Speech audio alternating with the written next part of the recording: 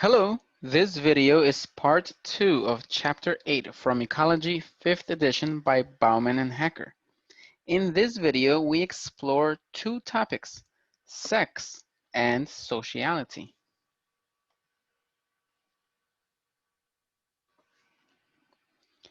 You may have heard that men are from Mars and women are from Venus. This was the title of a pop psychology book from the 1990s. The book states that relationship problems between men and women stem from fundamental differences between the sexes. The vast differences between males and females are not unique to humans. Males of many species across the animal kingdom look and behave differently from their conspecific females. In many species, males are equipped with ornaments and armaments. Male ornaments, such as the remarkably long tail feathers of the Argus pheasant or the remarkably bright plumage of the riflebird, are used in courtship displays to attract females. Male armaments, such as the horns of the bighorn sheep or the horns of the rhinoceros beetle, are used in combat to win access to females. Charles Darwin made observations about male weapons and ornaments and noted that males compete against other males of the same species by using either force or charm. Darwin first articulated his theory of sexual selection in The Origin of Species and further developed it in The Descent of Men. So what is sexual selection? It is a form of natural selection in which individuals with certain characteristics have an advantage over others of the same sex with respect to mating success. In the case of male-male competition for females, males with the largest size, strength, and weaponry typically win battles and therefore sire more offspring than other males. If size, strength, or weaponry are heritable traits, then the victors of such battles would pass on their superior size, strength, or weapons to their male offspring, causing these traits to become increasingly common over time. In the case of female choice for males, female preference for attractive and extravagant male traits cause these traits to become increasingly common over time. Darwin concluded that the male Argus pheasant acquired his beauty gradually through the preference of the females during many generations for the more highly ornamented males. Darwin's hypothesis that female mating preferences could drive the evolution of more highly ornamented or brightly colored males was tested rigorously in what is now known as a classic experiment of the long-tailed widowbird. You can read the textbook to get the methodological details, but the results are shown in this graph. The results clearly show that males with artificially lengthened tails had higher mating success than control males or males with artificially shortened tails. The researchers concluded that female mating preferences affect male mating success and drive the selection of extremely long tail feathers in males. But this brings us to a more general question. Why are females choosy? There are various hypotheses that attempt to explain why female animals tend to be very selective of their mating partners. But it comes down to the ratio between costs and benefits. Generally, females benefit from being choosy, And if the benefits of choosiness outweigh the costs, natural selection will favor choosiness. So, what benefits do females get from being choosy? Females may choose males for direct benefits or for indirect genetic benefits. Some direct benefits are obvious.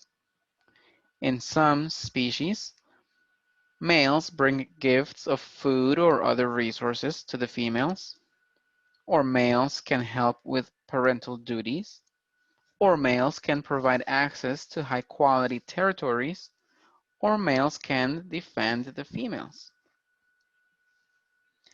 The indirect benefits are a bit trickier to understand. In some species, males provided no direct benefits to females. No food, no parental care, no access to high-quality territories, and no defense. Yet, females are still very selective and males still possess extravagant sexually selected traits. There are various hypotheses. Here, I describe two: the handicap hypothesis and the sexy sons hypothesis. The handicap hypothesis predicts that females prefer male traits that are indicative of male quality, viability, or health. The primary adaptive value to a choosy female is that her sons and daughters are likely to inherit the good quality, viability, or health of their father. The sexy sons hypothesis predicts that females prefer male traits that are sexually attractive. The primary adaptive value to a choosy female is that her sons inherit the sexually attractive traits of their father, and the daughters inherit the preference of their mothers for the sexually attractive trait. The latter hypothesis may also be called runaway selection, because, like a runaway train, there is no stopping it. The female's preference for a male attribute selects for males with a more pronounced version of that attribute, and pronounced versions of the male attribute select for females with a pronounced preference for that attribute. Thus, it is a self-reinforcing positive feedback loop that results in exaggerated male phenotypes, such as the ridiculously long eye stalks of the stalk-eyed fly. These two hypotheses were tested with an experiment on the stalk-eyed fly. You can read the textbook to get the methodological details, but the results are shown in this graph. After 13 generations, females from the short-selected population preferred males with short eye stalks, while females from the control and long-selected populations preferred males with long eye stalks. These results reveal that 1. Females benefit from selecting males with long eye stalks, because their male offspring will be attractive to the next generation of females.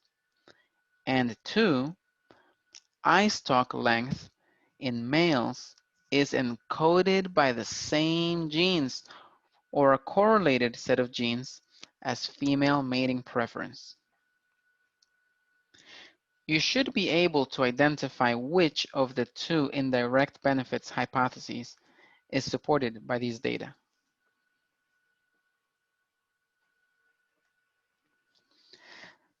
Let's turn our attention to another major question in behavioral ecology. Why be social? Why do some animals, like the African lion, live in social groups, while other animals, like the closely related tiger, live solitary lives? It's probably no surprise that it boils down to the ratio between costs and benefits. So what are some benefits of being social? Social animals may enjoy certain advantages, such as cooperative breeding and rearing of young, and social learning of important skills. It may also be easier to find mates in a social group.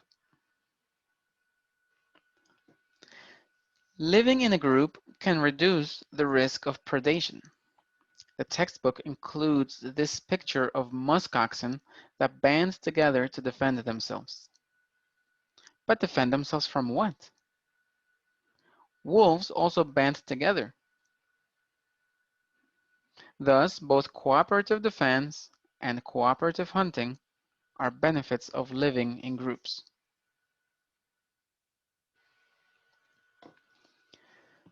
Some prey species form groups to detect predators earlier in their approach. Predators are less likely to launch a successful surprise attack on the group.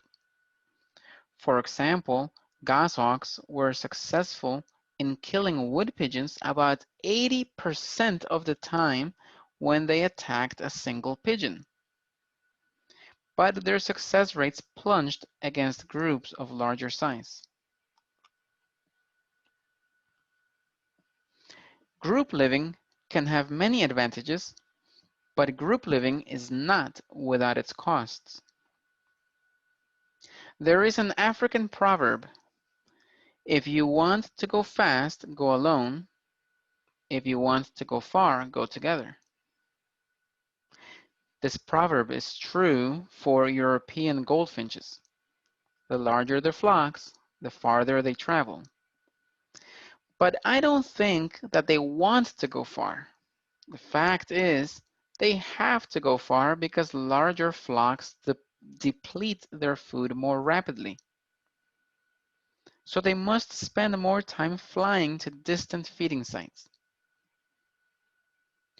Other costs of social living include increased competition for limited resources and increased susceptibility to communicable diseases.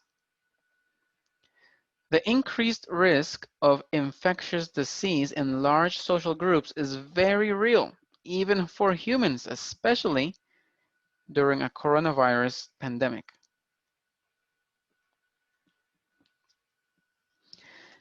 The question of group living is really not a binary one, whether to live in a group or not. A better way to frame the question is whether there is an optimal group size. In other words, if two are better than one, as stated in the Bible, are three better than two? And are four better than three? Each new individual in a group will alter the ratio of costs and benefits. So natural selection should favor individuals who live in a group whose size maximizes their fitness.